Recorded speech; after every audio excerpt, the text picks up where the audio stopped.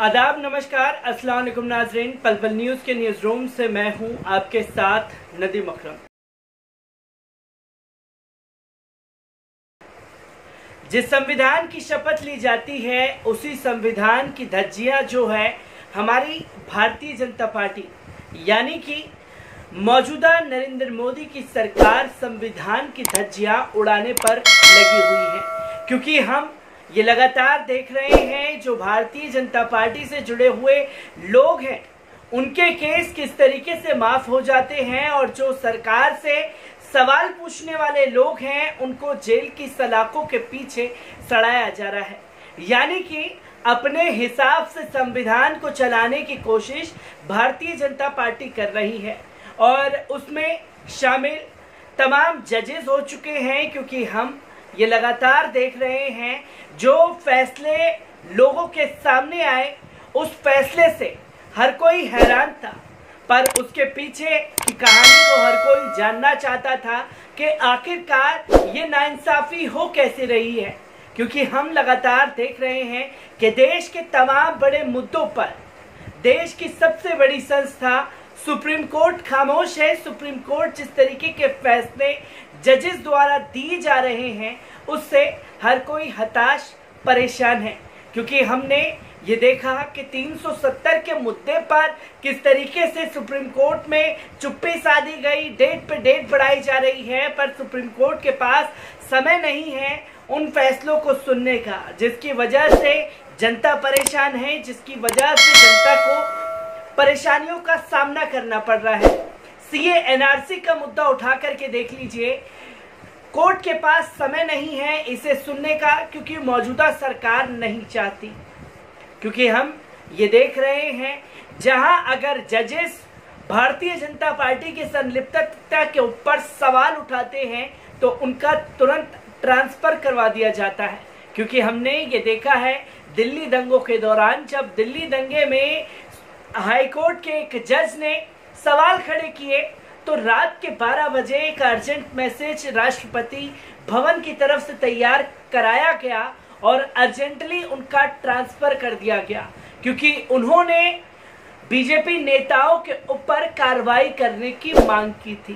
तो वहीं अगर बात की जाए सबसे पुराने मुद्दे की, बाबरी मस्जिद राम जन्मभूमि विवाद, आखिरकार इस केस में क्या हुआ, इस केस में किस तरीके से सुनवाई हुई, वो तमाम चीजों को हर एक एपिसोड को आपके सामने परत दर परत रखा। पर लोग हैरान थे कि आखिरकार जब सारे सबूत बाबरी मस्जिद के फेवर में थे, सारी चीजें बाबरी मस्जिद के हक में थी, तो ये फैसला क्यों पलट दिया गया। अब इसकी तस्वीरें भी सामने आती हुई नजर आ रही है, जहां पूर्व सीजीआई रंजन गोगोई को भारतीय जनता पार्टी इनाम देती है, उनको राज्यसभा का टिकट दे करके राज्यसभा सांसद घोषित कर देती है।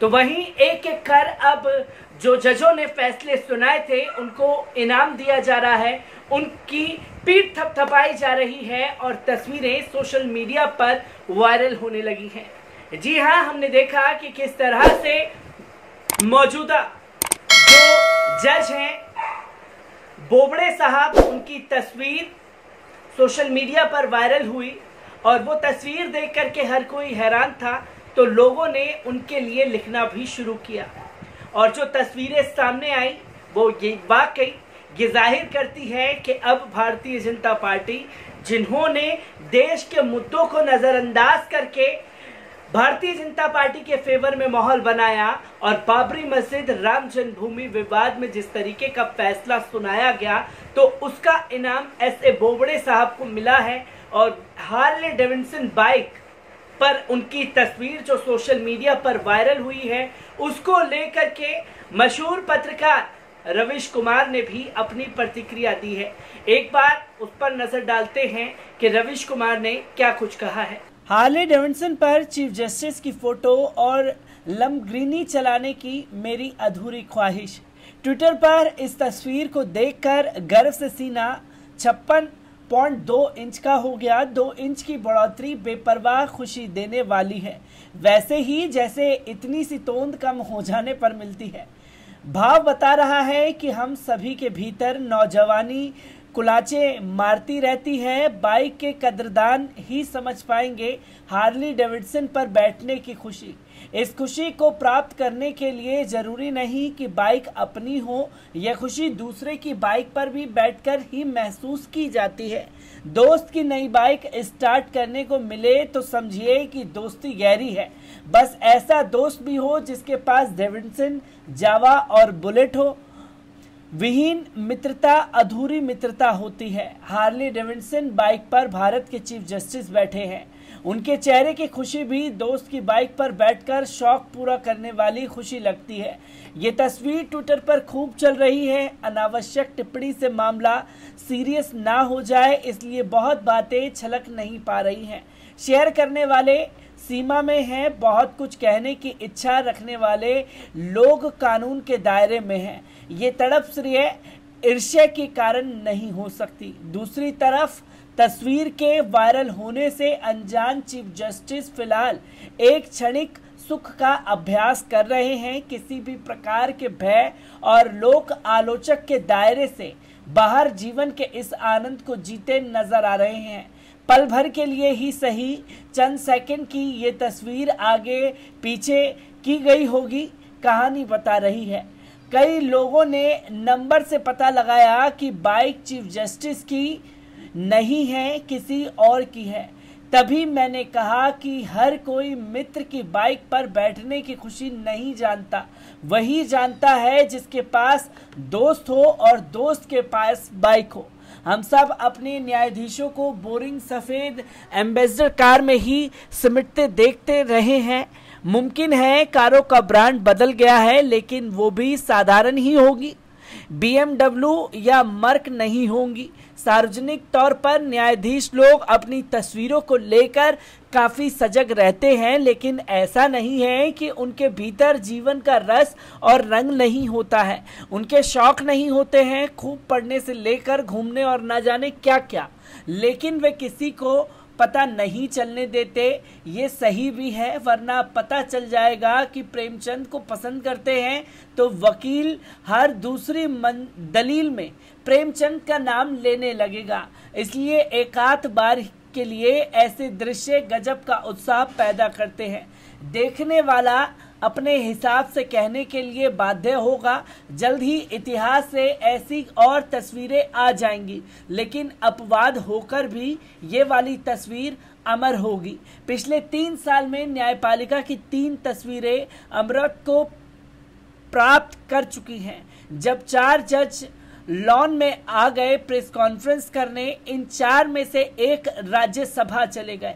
इस तस्वीर की अपनी सत्ता है, बेतकल्लुफ होने की सत्ता, सत्ता होने की बेतकल्लुफी। बस मास्क पहन लेते तो अच्छा रहता। रुकी हुई बाइक पर हेलमेट पहनने की बात ठीक नहीं, चलाने का प्रमाण नहीं है, इसलिए हेलमेट की बात अनुचित है। तस्वीर में जो बाइक है वो लिमिटेड एडिशन है। जब ये चीफ जस्टिस की ही है, नहीं तो दाम सर्च करना ठीक नहीं लगता। वैसे इसकी कीमत 50 लाख तक हो सकती है।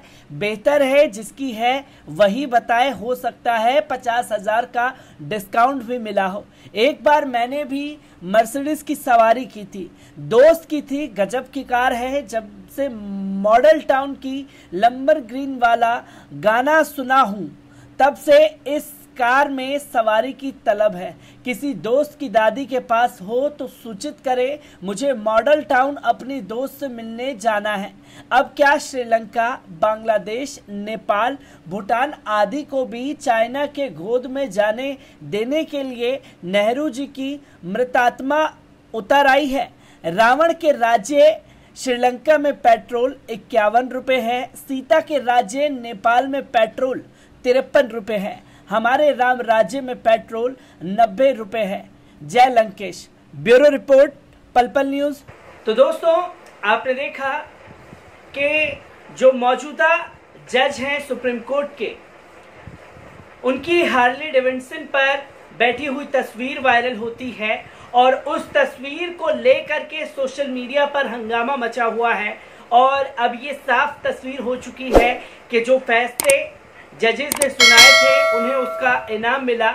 और जब हार्ले डेविडसन बाइक का नंबर सर्च करके लोगों ने जांच करना चाही तो मालिक का नाम आरएसएस हेडक्वार्टर के बड़े नेता के बेटे की वो बाइक थी जिस पर सवार ऐसे बोबड़े साहब की सवारी निकली। और सवारी ऐसी निकली कि सोशल मीडिया पर अब लोग ये कह रहे हैं कि अदालत के जज भी अब बिकाऊ हो चले हैं, जहां फैसले की उम्मीद करना ही अब बेकार हो चला है।